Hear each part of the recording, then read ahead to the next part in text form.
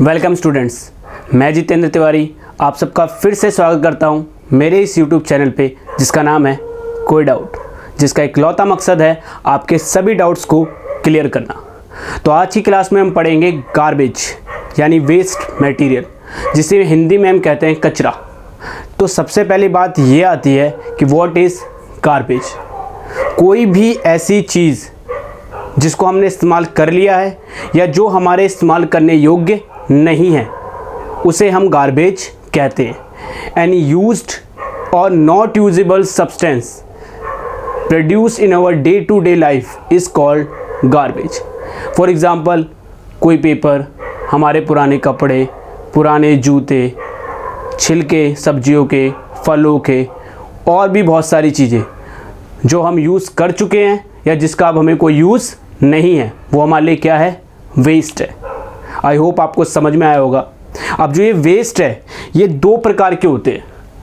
कचरे को हमने दो प्रकार में डिवाइड किया हुआ है। तो सबसे पहले आता है टाइप्स ऑफ वेस्ट मटेरियल। तो ये जो कचरा है, वेस्ट प्रोडक्ट है, ये दो तरीके के होते हैं। सबसे पहला बायोडिग्रेडेबल सब्सटेंस, जिसे हिंदी में कहते हैं जैव निम्नकरणीय पदार्थ। और दूसरा होता है नॉन बायोडिग्रेडेबल सब्सटेंस,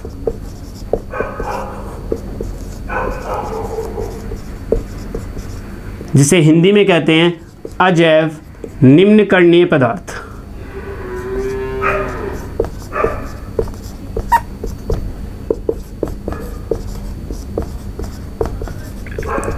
तो सबसे पहले बात यह आती है कि बायोडिग्रेडेबल सब्सटेंस यानी जैव निम्नकरणीय पदार्थ क्या है।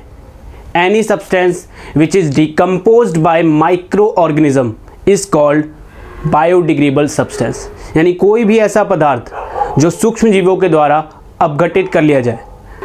For example, plant waste, animal waste, human waste, paper, leaf, ये सारी चीज़ें आप देखो कुछ समय के बाद ख़त्म हो जाती हैं। तो ये सारी चीज़ें क्या हैं? बायोडिग्रेडेबल सब्सटेंस यानी जैव निम्नकरणीय पदार्थ है। अब आता है कि नॉन बायोडिग्रेडेबल सब्सटेंस क्या है। तो ठीक इसका अपोजिट, कोई भी ऐसी चीज़ जो माइक्रो ऑर्गेनिज्म यानी सूक्ष्म जीवों के द्वारा अपघटित यानी डिकम्पोज नहीं की जा सकती। For example, plastic, polythene, thermocol, ये सारी चीज़ें कभी भी ख़त्म नहीं होती। इसलिए सारी की सारी चीज़ें क्या है? नॉन बायोडिग्रेडेबल सब्सटेंस यानी अजैव निम्नकरणीय पदार्थ। आई होप आपको ये समझ में आया होगा। अब हम आगे पढ़ते हैं। जैसे कि मैंने बताया कि नॉन बायोडिग्रेडेबल सब्सटेंस यानी अजैव निम्नकरणीय पदार्थ कभी भी ख़त्म नहीं होते। जैसे कि प्लास्टिक, पेस्टिसाइड, जो मैंने आपको पढ़ाया था पिछली से पिछली क्लास में फूड चेन के अंदर। अगर आपने वो वीडियो नहीं देखी है तो आप जाके उसे देख सकते हैं। ये कभी भी जो पेस्टिसाइड्स है, फॉर एग्ज़ाम्पल DDT, ये कभी भी ख़त्म नहीं होते।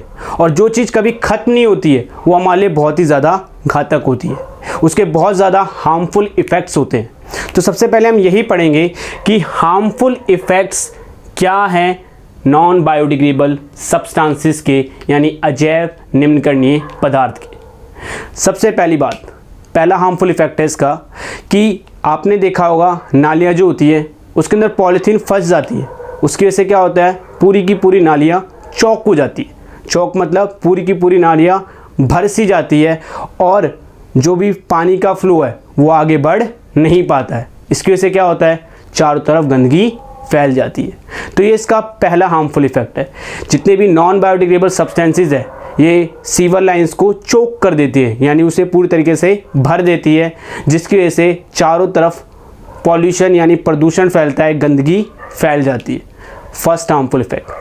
सेकंड, आपने देखा होगा जितने भी नॉन बायोडिग्रेडेबल सब्सटेंसेस हैं जैसे कि पॉलीथीन, प्लास्टिक, थर्मोकोल, ये कभी भी ख़त्म नहीं होते हैं। और अगर इन्हें हम जलाने की कोशिश करें तो ये हार्मफुल गैसेस प्रोड्यूस करते हैं। For example, carbon dioxide gas and carbon monoxide gas which is very harmful for our environment. तो ये इसका दूसरा हार्मफुल इफ़ेक्ट्स है। अब बात आती है कि तीसरा हार्मफुल इफ़ेक्ट क्या है। तो मैंने जैसे आपको बताया था कि पेस्टिसाइड यानी डीडीटी जो है, कीटनाशक जो कीड़ों को मारने के लिए प्लांट्स में डाला जाता है, ये एक नॉन बायोडिग्रेडेबल सब्सटेंस है। तो जब इसे हम डालते हैं खेतों के अंदर तो ये सॉइल के अंदर एब्जॉर्ब हो जाता है और एब्जॉर्ब होके जो नीचे ग्राउंड वाटर है, ज़मीन के नीचे जो पानी है, वहाँ तक ये पहुँच जाता है।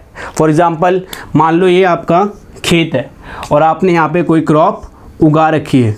इसके अंदर अगर मैं कोई भी पेस्टिसाइड्स डालूँगा तो पेस्टिसाइड्स क्या होगा, वो ज़मीन के नीचे धीरे धीरे एब्जॉर्ब हो जाएगा और जो ज़मीन के नीचे ग्राउंड वाटर है वहाँ तक ये पहुँच जाएगा। और जैसे ये वहाँ पे पहुँचेगा तो ये क्या करेगा, ग्राउंड वाटर को पॉल्यूट यानी प्रदूषित कर देगा। तो ये इसका तीसरा हार्मफुल इफेक्ट है।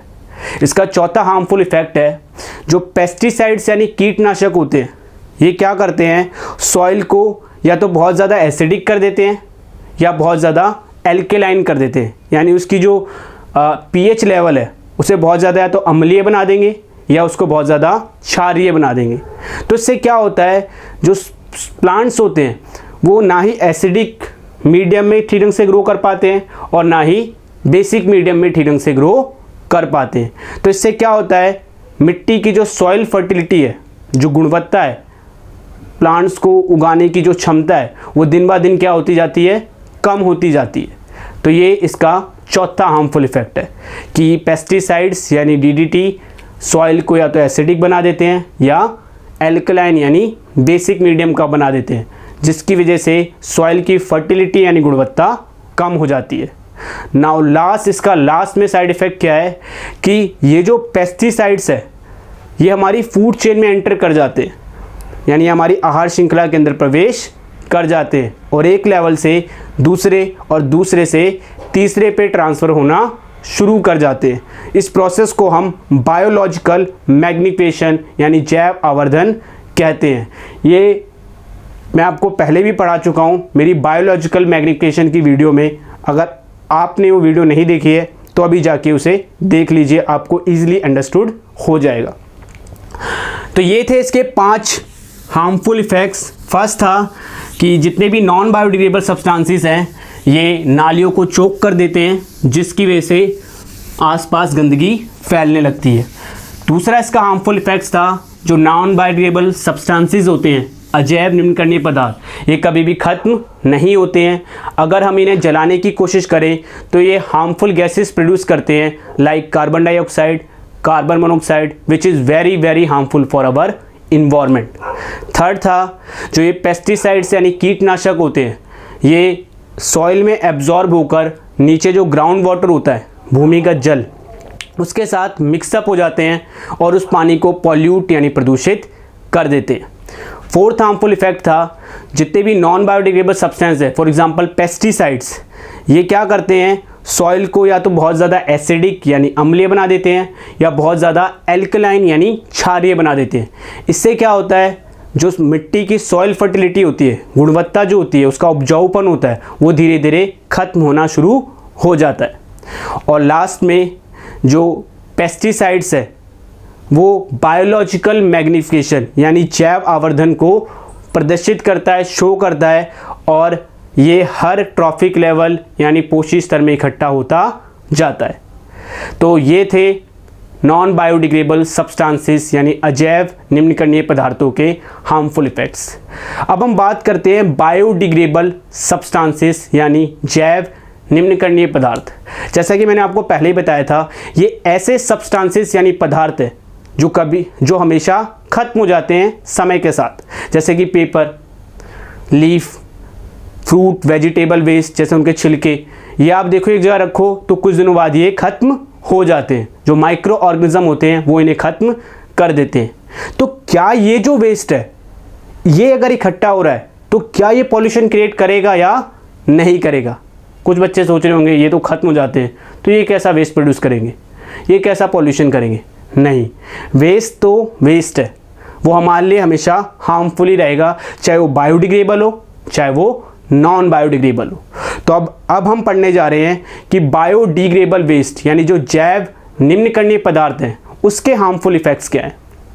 तो सबसे पहली बात कि ये भी क्या करते हैं, जो सीवर लाइंस होती हैं उनको चोक कर देते हैं, उनको भर देते हैं, जिसकी वजह से चारों तरफ पूरी नाली भर जाती है और चारों तरफ पॉल्यूशन यानी गंदगी फैलना शुरू हो जाती है।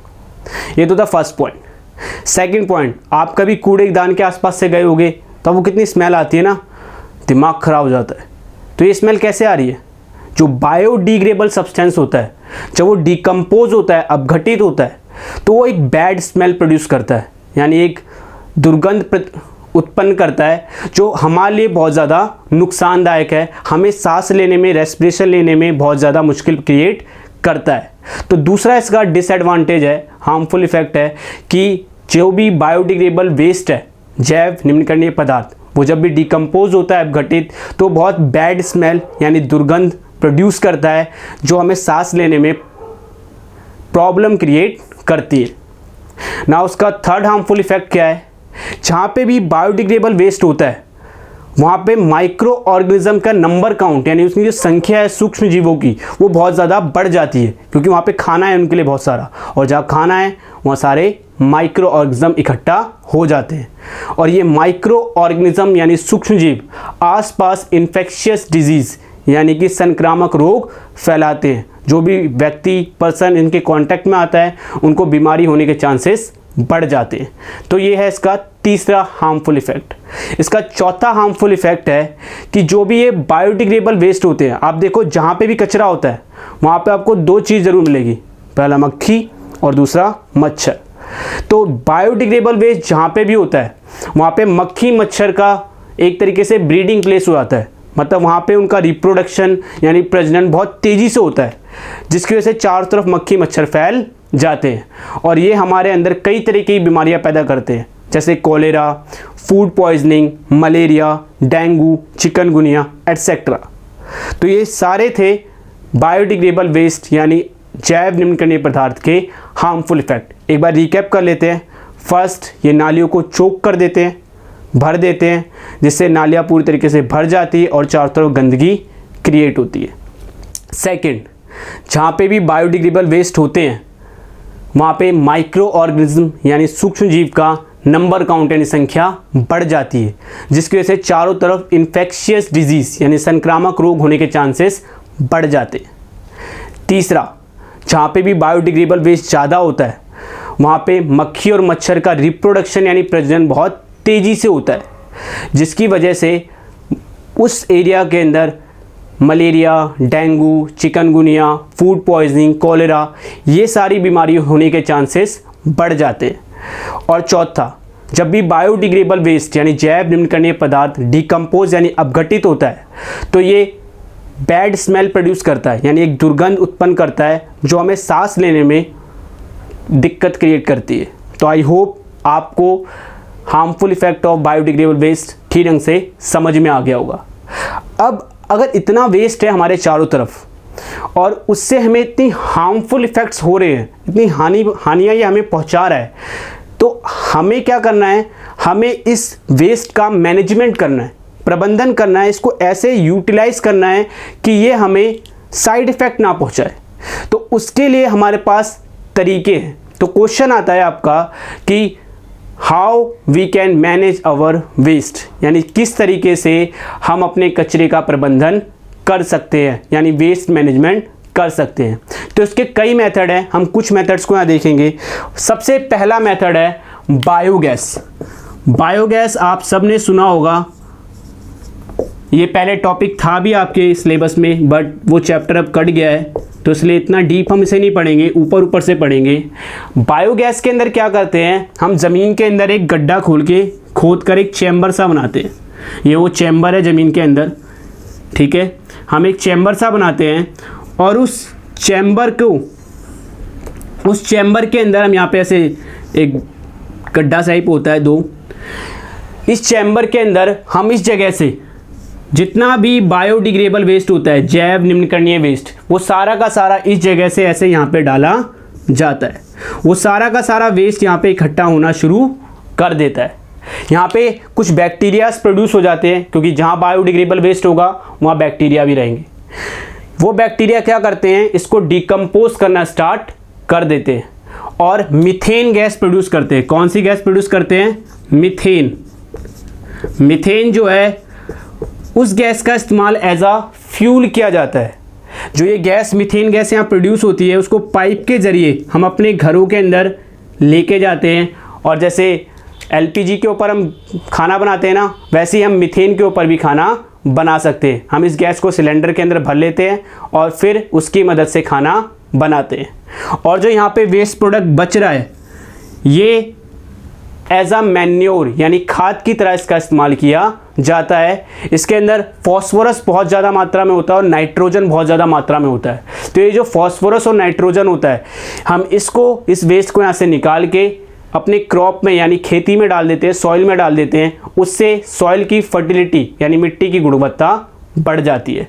तो आई होप आपको समझ में आया होगा कि बायोगैस प्लांट किस तरीके से काम करता है। पहले हमने एक चैम्बर खोदा, उसके अंदर सारा बायोडिग्रेडेबल वेस्ट डाला, बैक्टीरियाज वहाँ पर आए, उन्होंने उसको डिकम्पोज करा और कौन सी गैस प्रोड्यूस करी? मीथेन। इस मीथेन गैस को हमने पाइप के ज़रिए एक सिलेंडर में भर लिया और एलपीजी गैस की तरह इसका इस्तेमाल कर रहे हैं। जो वेस्ट प्रोडक्ट यहाँ बचता है उसके अंदर नाइट्रोजन और फॉस्फोरस बहुत ज़्यादा क्वांटिटी में होती है, तो ये एज अ मैन्योर यानी खाद की तरह इसे हम खेतों के अंदर डाल देते हैं, जिससे हमारी खेत की सॉइल फर्टिलिटी यानी मिट्टी की गुणवत्ता भी बढ़ जाती है। तो फर्स्ट टेक्निक है वेस्ट मैनेजमेंट का बायोगैस। सेकंड टेक्निक एक और आती है, उसके अंदर हम क्या करते हैं? Sewage treatment plant. Second technique का नाम है सीवेज ट्रीटमेंट प्लांट। आप सबको पता होगा कि जो भी फ्लूइड वेस्ट होता है जैसे नालियों का पानी, इन सबको एट द एंड हमें रिवर में फेंकना पड़ता है क्योंकि हमारे पास और कोई चारा नहीं है, कोई प्लेस नहीं है। तो उसे रिवर में डालने से पहले हमें उसको ठीक ढंग से, उस पानी को ठीक ढंग से साफ़ कर लेना चाहिए ताकि वो रिवर को पॉल्यूट यानी प्रदूषित ना करे। तो ये है हमारा सेकंड मेथड जिसे हम कहते हैं सीवेज ट्रीटमेंट प्लांट। यानी पानी को पहले, जो भी पॉल्यूटेड वाटर है, पहले उसे हमें साफ़ करना चाहिए, उसके बाद हमें उसे कहीं पे भी डालना चाहिए जहाँ पे हम उसे डालना चाहते हैं, ताकि जिस जगह वो गिर रहा है या फेंका जा रहा है उसे, वहाँ पे पॉल्यूशन कम से कम हो। तीसरा मेथड होता है लैंड फिलिंग। लैंड फिलिंग को हम हिंदी में कहते हैं भूमि भराव। भूमि भराव में क्या होता है? मेरी थोड़ी हिंदी की राइटिंग कमज़ोर है तो थोड़ा गलत भी हो सकता है, आप माइंड मत करना, ठीक है। तो लैंड फिलिंग यानी भूमि भराव क्या होता है? जैसे नाम से ही पता लग रहा है, लैंड फिलिंग। हम क्या करते हैं? गड्ढा खोदते हैं और उस गड्ढे को खोदने के बाद उसके अंदर जो भी नॉन बायोडिग्रेडेबल वेस्ट है, अजैव निम्नकरणीय पदार्थ, उसको डाल देते हैं और उसके ऊपर रोलर चला देते हैं ताकि वो पूरी तरीके से दब जाए।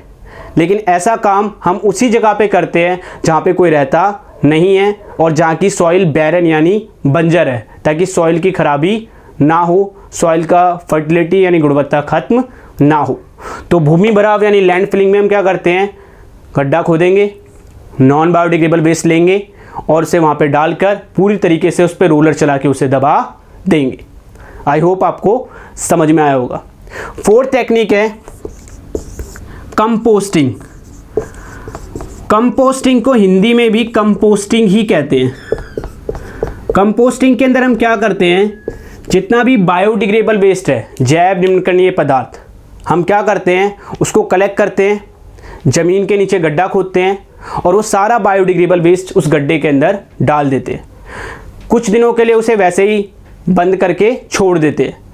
कुछ दिनों के बाद क्या होता है? जो वो बायोडिग्रेडेबल वेस्ट है वो मैन्योर यानी खाद में कन्वर्ट हो चुका होता है।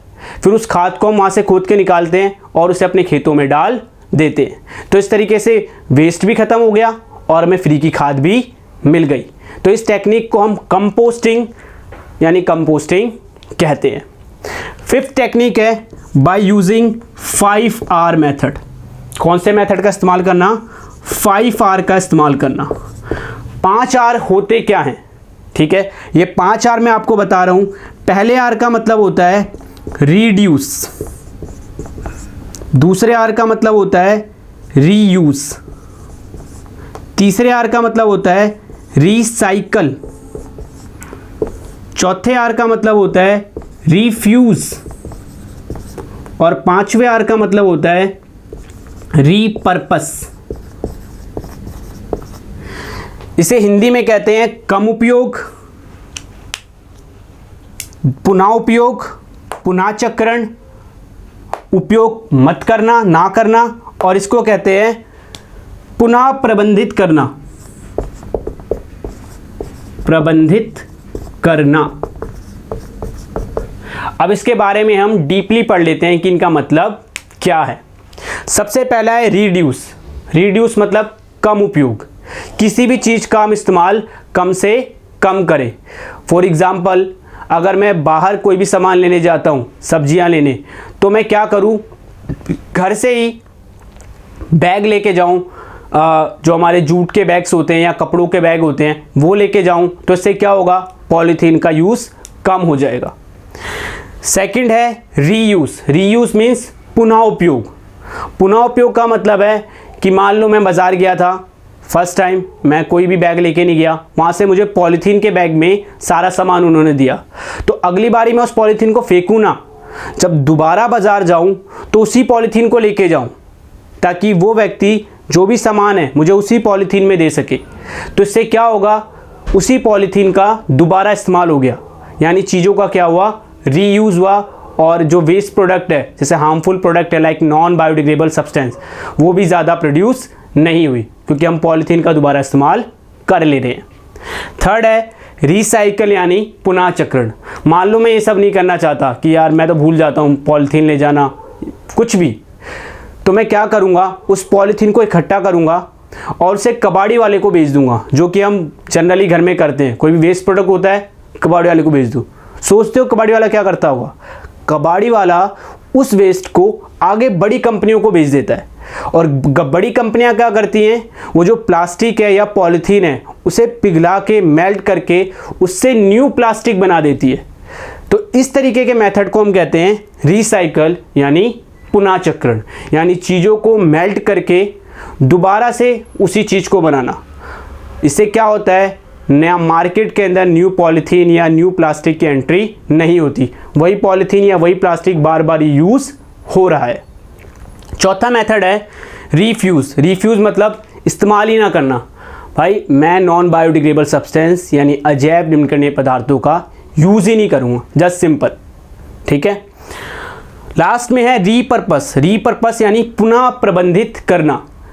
मैं क्या करूँ, जो भी वेस्ट प्रोडक्ट है, जो भी नॉन बायोडिग्रेडेबल वेस्ट है, अजैव निम्नकरणीय पदार्थ, उसको दोबारा किसी पर्पस के लिए इस्तेमाल कर लूँ, जिसका बेस्ट एग्जाम्पल है पंजाब के अंदर द रॉक गार्डन। अगर आप रॉक गार्डन कभी गए हो या आपने नहीं गए हो तो आप देख सकते हो नेट पे, वहाँ पे क्या किया गया है, जितने भी बॉटल्स हैं, ग्लास हैं, ये नॉन बायोडिग्रेडेबल सब्सटेंसेस है, उन सब की मदद से बहुत ही सुंदर सुंदर मूर्तियाँ या स्कल्पचर से बनाए गए हैं, और वो भी सारे के सारे किससे बनाए गए हैं, नॉन बायोडिग्रेडेबल वेस्ट से। तो हमने क्या करा, जो वेस्ट किसी भी काम का नहीं था, ऐसे एक प्लास्टिक की बोतल किसी भी काम की नहीं थी, जो गिलास हम फेंक देते हैं वो किसी भी काम के नहीं थे, वहाँ पे रॉक गार्डन में उन्हीं चीज़ों की मदद से बहुत ही सुंदर सुंदर आकृतियाँ बनाई गई हैं। अगर आप पे कभी फ्री टाइम हो तो आप जाइए घूमने, बहुत ही सुंदर जगह है। वैसे मैं भी नहीं गया हूँ कभी, लेकिन मैं भी ज़रूर जाऊँगा, ठीक है। आप भी जाइए, अगर गए हो तो कमेंट में बताइए कि वो कैसा है दिखने में। तो ये 5 आर के मेथड थे जिसका इस्तेमाल हम कर सकते हैं। और लास्ट में एक मेथड आता है जिसको कहते हैं हम इंसिनरेशन, जिसे हिंदी में कहते हैं भस्मीकरण। What is incineration? हिंदी के नाम से आपको पता लगा होगा, भस्मीकरण, भस्म कर दूँ, कहते हैं ना भस्म कर दूंगा, तो बस वही है। इसमें हम क्या करते हैं कि जो भी ना कुछ वेस्ट होता है उसको एक मशीन के अंदर डाला जाता है, और उस मशीन के अंदर इलेक्ट्रिसिटी की मदद से उसको ऐश यानी राख में बदल दिया जाता है।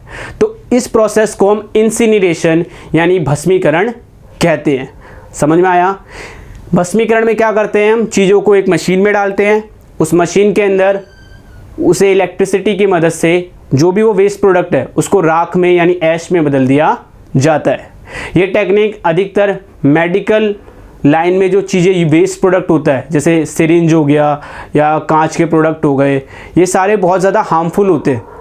तो इनको ख़त्म करने के लिए अधिकतर इंसिनरेशन यानी भस्मीकरण मेथड का इस्तेमाल किया जाता है। तो अगर आपका कोई क्वेश्चन आए कि किस तरीके से हम वेस्ट मैनेजमेंट कर सकते हैं, कचरा प्रबंधन, तो हमारे पास ये 6 टेक्निक्स है। First biogas, second sewage treatment plant, third landfilling यानी भूमि भराव, fourth composting, fifth 5R method जिसमें है रिड्यूस, रीयूज, रिसाइकल, रीफ्यूज, रीपर्पस यानी कम उपयोग, पुनः उपयोग, पुनः चक्रण, उपयोग ना करना या पुनः प्रबंधित करना, और लास्ट में है इंसिनरेशन यानी भस्मीकरण। और लास्ट टॉपिक है हमारा आज का ट्रेन में जब हम सब जाते हैं तो एक चीज़ ज़रूर पीते हैं और वो है चाय हमें किस में देता है? वो एक कप में देता है। वो कप आपने सोचा है किसका होता होगा? तो उस कप की एक कहानी है, तो वो कहानी मैं आपको सुनाने जा रहा हूँ। अगर आप अपने पापा मम्मी से पूछे कि जब वो छोटे थे, वो ट्रेन में जाते थे, तो उन्हें जो कप मिलता था वो किसका होता था, तो वो आपको बताएंगे कि वो कप हुआ करता था प्लास्टिक का। स्टार्टिंग में ट्रेन्स के अंदर प्लास्टिक के कप का इस्तेमाल किया जाता था, बहुत ज़्यादा दिनों तक उसका इस्तेमाल किया गया, और फिर रेलवे मैनेजमेंट को पता लगा कि भाई जो ये प्लास्टिक हम यूज़ कर रहे हैं ये तो नॉन बायोडिग्रेडेबल सब्सटेंस है, और अगर हम इसका ऐसे ही यूज़ करते रहेंगे तो इसकी क्वांटिटी बहुत ज़्यादा बढ़ जाएगी और ये कभी ख़त्म नहीं होते। तो ये पॉल्यूशन बहुत ज़्यादा फैलाएंगे, हमारे पूरे इन्वायरमेंट को ख़राब कर देंगे। तो उन्होंने क्या करा, प्लास्टिक के कप का कैंसिल कर दिया। फिर उन्होंने सोचा प्लास्टिक के कप कैंसिल कर दिए तो उसकी जगह कोई और ले, तो उसकी जगह उन्होंने ली कुल्हड़ को दी। कुल्हड़ क्या होता है? कुल्हड़ होता है मिट्टी जो होती है, जैसे हम घर के अंदर हमारे घड़े होते हैं ना जो कुम्हार बनाता है, ऐसे ही सेम मिट्टी के कप बनाए जाते हैं छोटे छोटे, उसी को हम कुल्हड़ कहते हैं। कुल्हड़ का कई दिनों तक इस्तेमाल हुआ, लेकिन बाद में रेलवे मैनेजमेंट को पता लगा कि भाई इसके भी डिसएडवांटेज है। क्या डिसएडवांटेज है? जब भी मिट्टी का कप बनाया जाता है तो मिट्टी का कप बनाने के लिए मिट्टी को गर्म किया जाता है। उसे पहले कप की शेप दे देते हैं, उसके बाद उसे हार्ड करने के लिए गर्म करते हैं, और एक बारी मिट्टी को अगर गर्म कर दिया जाए तो उसकी जो सॉइल फर्टिलिटी है वो लूज़ हो जाती है, यानी वो ख़त्म हो जाती है। उसके अंदर फिर कोई भी प्लांट उग नहीं सकता है। तो जितने ज़्यादा कुल्हड़ बन रहे थे उतनी ही ज़्यादा सॉइल बैरन यानी बंजर हो रही थी, और प्लांट्स को उगाने के लिए जो मिट्टी है वो कम पड़ने लग गई। तो उन्होंने क्या करा, इस प्लान को कैंसिल कर दिया। एट लास्ट आज जो हमें कप मिलते हैं ट्रेन्स के अंदर वो बने होते हैं कागज़ की। तो इस समय कागज़ के कप्स का इस्तेमाल किया जा रहा है। इसके क्या एडवांटेज है, क्या डिसएडवांटेज है, वो मैं आपके ऊपर छोड़ता हूँ। आप कुछ सोच के समझ के कमेंट सेक्शन में बताइएगा कि ये कागज़ के कप का यूज़ करना सही है या गलत है। आई होप आपको ये पूरी तरीके से टॉपिक समझ में आया होगा। आज के लिए इतना ही। अगर वीडियो आपको पसंद आया है तो लाइक करें, शेयर करें, सब्सक्राइब करें। धन्यवाद।